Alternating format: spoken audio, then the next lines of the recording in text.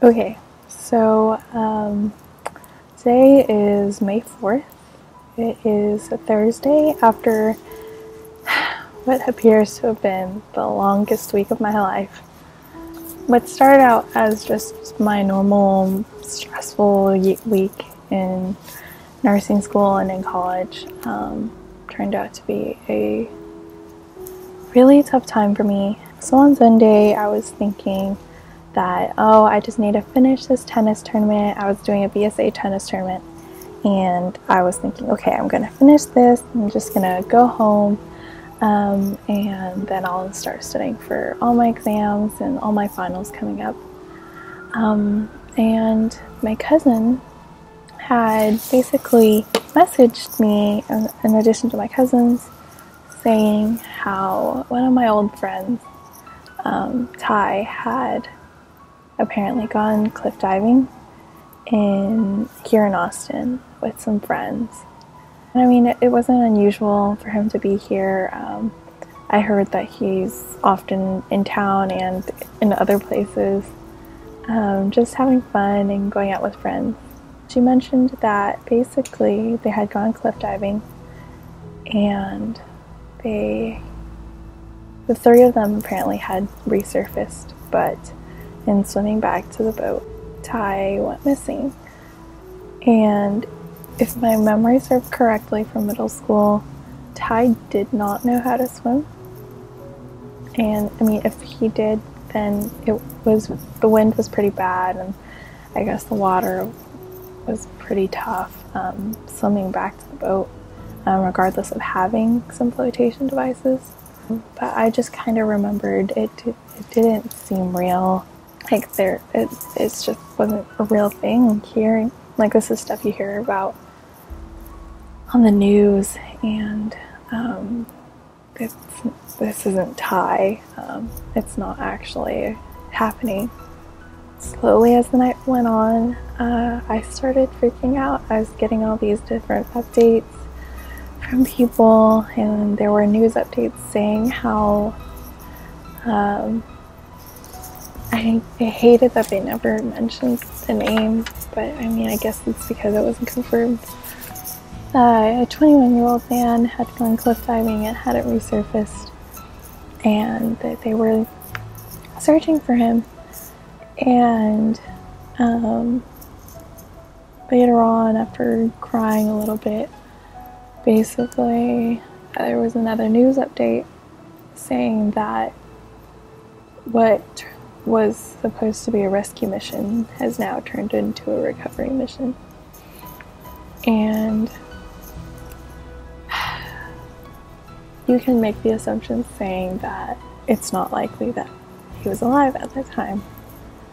And I was blown away. It's started sinking in that one of my close friends from middle school and high school might not have made it, and that his body was missing at this point.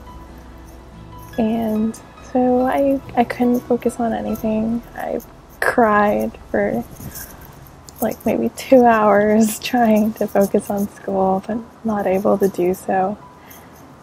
And I couldn't focus. I tried calling like Neil and Atahong. And it's not that they weren't necessarily comforting, it's not the same when you're just talking to somebody over the phone. And so I decided to go to Aunt Angelica's house. I felt that during times like this, you need to be around family. You need to just have the comfort of somebody else, especially somebody who was aware of the situation. And so I went there, and it helped. I stayed there for maybe 4 or 5 minutes, and Aunt Justine came over just to try to help comfort me. And so after that, I went home. I finished my presentation because, like, at the end of the day, I had to go to my last clinical. I had to keep moving forward. And so come Monday, I wanted to inform my instructor that I was honestly going through a really rough time right now, and I wanted to give her the heads up that I might, I don't know, break in the middle of class, and because it was emotional, and I'm honestly surprised that I'm okay right now saying this, which is one of the reasons why I wanted to do this, was just to try to get it all out of my chest, because it's important. Like, this is, I feel like, an important moment in my life, and I had to share how I was feeling. And it's my vlog, but it's kind of like a diary, I guess. So come Monday, I managed through presentations and my last clinical with a few tears shed every now and then, just from the anticipation. I knew that the recovery mission was going to start at 8 a.m. And so I was checking it throughout clinical, and so I finished clinical, got home just feeling exhausted. I went to lie down in bed, and I got a text from Annika, and we had been texting each other, trying to keep each other updated, and she informs me that the funeral is this Saturday. And I don't think I had ever broken down like I had then. But I just started not even crying. I started bawling, with it coming to reality that my friend had died. So it was hard. I was bawling. I didn't know what to do. I tried calling out to Angelica, and she wasn't able to pick up at the moment, and so I wanted to call somebody else who was practically family to me, and so I called Perry, and I had to tell him that my friend had died. I just really needed somebody at the moment. He was great. He dropped everything and just came to my apartment to try to comfort me. And it was hard. I couldn't stop crying as much as I tried.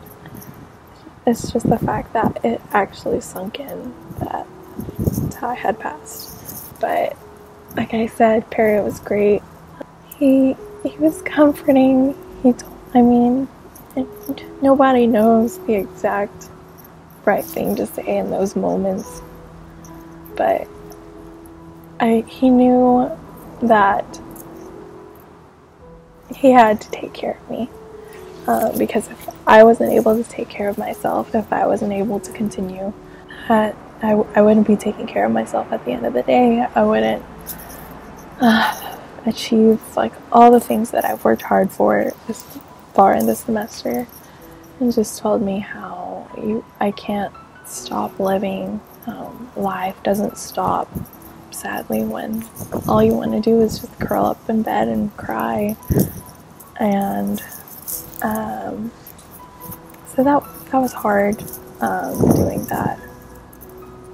But I did move on from there, but it kind of got worse from there. And Perry just, I was already sleep deprived, and I went to go to sleep, try to catch like a couple hours for a nap. And I end up getting a call from my brother, and I'm getting a lot of messages on my phone, from all my different group messages and group me's. And I wake up maybe like an hour and a half later to all these messages, and my brother checking, "Are you okay?" And I didn't know at the time when my brother asked me, but basically here at UT there was a stabbing that had occurred, and on top of everything else, it was just really hard to believe that like so much was going on, like at the worst time possible. But there's no right time for things like this to happen. but it's just so much going on, and having been grieving the loss of my friend, I knew that I had to make sure everybody was okay. I had to make sure my cousin was okay, make sure that my awnings were all okay, and just try to make sure that everybody's safe. So I spent a couple hours just trying to fight like all the stress and emotions that were going on with everything that happened. That was stressful in itself. I ended up staying at Perry's that night because there was just so much fear going on and so much emotional stress going on in me. And so I did have to eventually tell my parents that Tai had passed. Tai was such a great person. We may not have been as close in college, having parted our ways, but we definitely had good times. I know that I mentioned in my Facebook post, but I want to share it anyway because it's something I always want to remember. But yeah, I remember the first day that Tai walked into my English class in 8th grade. It was with Miss Spikes, and I was kind of shocked because there was another Asian guy in my class, and that didn't happen often in Lyles. And so I was shocked, and I was just like, wow, a new kid. We don't really get new kids often. And at the time, I probably did start liking Tai a little bit, just a little bit. But, I mean, after that, it was actually a thing. We grew to be like pretty good friends, talking about books or like doing our group projects together. I remember when he first came over to my house to work on our project, he was just so shocked. He walked in, he's like, I thought my house was big, but yours is like huge. And I was like, I don't even think my house is huge. And he was just like, I mean, it's not really huge, it's just so spacious. But it's one of those few memories I had. And we had good times getting to know each other. He became close with a lot of people, like with my other friends. I remember he was close friends with Ziera too, and Andrea, and just all of our friends in middle school. And then we moved on to high school, and he unfortunately did not go to Lakeview with me, but he went to North Garland. And I didn't really think I would see him again. And lo and behold, after having decided to join tennis my freshman year because I wanted to try the sport, I go to my first tennis match at North Garland and find that Tai is on the team as well. And I remember him being shocked and just like, you're on the team? And I was like, yeah, are you? And I guess we couldn't shake each other. And so we continued that school rivalry between us two. I think in middle school, both of us had gotten Lumberjack of the Year. And I think that might have set that competitive edge between us. And then just in high school, it was just like high school rivalry, trying to beat each other in tennis. But I never really got to play with him as far as competition goes. But I did end up texting him, saying if he wanted to play tennis with me because I wanted to get better, and I wanted to play with people. And Tai was one of the few people I knew at the time who played. And through him, I was able to meet so many different people at Garland Tennis Center. I met so many people, and it was just a friendship that I had just really opened up a lot of doors for me. And I appreciated him every step of the way. I know at the time he had also comforted me over a broken heart when it came down to it, and he was so supportive, even though this guy was his friend too, but he knew me and he knew I was hurting, and he was just such a kind soul. And that's what I loved about him, even though he could be a total dork at sometimes, or even sometimes he was a jerk. I don't even know, but to me, he was a great friend. And so when it came time to my debut, I had ended up having to ask Tai to be my escort, and that was probably one of the best decisions I could have made, because with Tai, he was so gracious about it. He literally told me, he was like, I'm so honored that you asked me to be your escort, like I would love to do that for you. And my parents were so excited because, like, this guy, I've known him since middle school, and he was just such a kind person. He made sure, like, whenever he would try to talk to my parents, he would try to say Mr. or Mrs. Catacutan. And it sounded so weird to me. I just told him to call him Tita and Tito. And my parents loved it because he would always call them that after. He was so respectful. And when it came to my debut, I was so stressed over the waltz, and the dance just wasn't going the way I wanted it to. I had to end up with no choreographer, and I was just so stressed. Like, I just wanted to throw in the towel. I just wanted to stop where we had it, and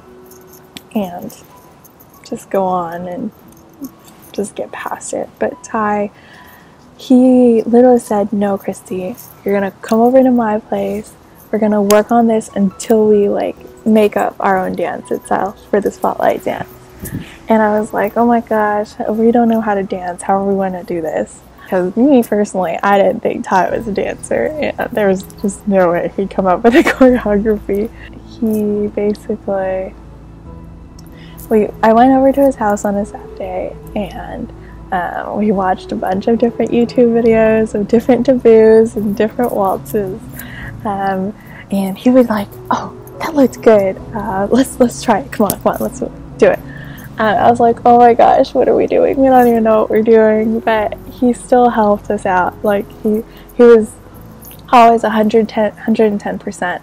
And he's like, Kristi, do you want me to lift you? I'll lift you. And I did not want it to be lifted, like, at all. I was like, oh my gosh, no, Tai, I'm so heavy, I'd probably break you. But he's like, no, Kristi, we have to do a lift for your debut. And I mean, it looked cool at the time, but I just didn't think I could do it. And so we somehow managed it. We somehow managed making our own spotlight dance. And Tai was just so great.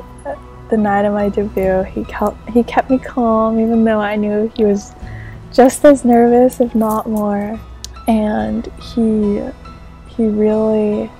just carried through, and he gave such a good speech, and he summed up our relationship so well, our friendship, our rivalry, he wanted to say.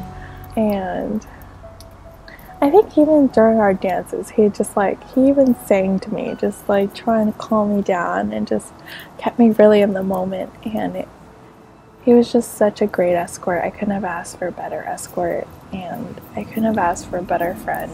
And so I really wanted to share my great memories of Tai, because this week has definitely been one of the toughest weeks of my life. Having lost such a great, amazing friend who's been there for me for the past 8 or so years. And although his life was shorter than we would have liked, like other people have been trying to tell me and support me and just really cheer me up, it's just like life keeps going, and you just have to keep moving forward no matter how hard it's going to be. And you just have to remember the great memories that you've had with them, and just be happy for those, because at the end of the day, God has his plans for great people like Tai, and I know he's in a better place. In addition to Harrison, a fellow Longhorn that we had lost during that stabbing. But I really felt God's love through all of my family and friends and loved ones who have sent me their support and kind messages, and who have supported Tai's family during this hard time. And I just wanted to make sure that, I do continue with life, but just because I keep moving forward doesn't mean that Tai will be forgotten. I've learned these past couple of days, despite my mourning and grief, that Tai has touched so many different souls across Texas at different universities, and he's just been so generous and kind, and it was an honor to say that Tai Lee was my friend, and I'm so thankful for that friendship. And so this weekend, or tomorrow night, I'll be going home to Garland, and then Saturday morning my family and I, in addition to Annika, will be saying our final goodbyes. And it won't be the easiest thing in the world, and I by no means did not want to be disrespectful in trying to vlog out that experience, because I think that that's just an experience that needs to be in the moment, and it just doesn't seem right to do that. But I definitely wanted to share in my good experiences with Tai, even though I'm not able to go to any of the other services going on. But yeah, I literally have on my laptop to, as Disney likes to put, keep moving forward, because I can go the distance, and I'm going to do so for Tai. So I'm not looking forward to it, but it's definitely needed. That I'll be saying my final goodbyes to one of the best guy friends that I could have ever had, which is Tai Lee. And so this is for you.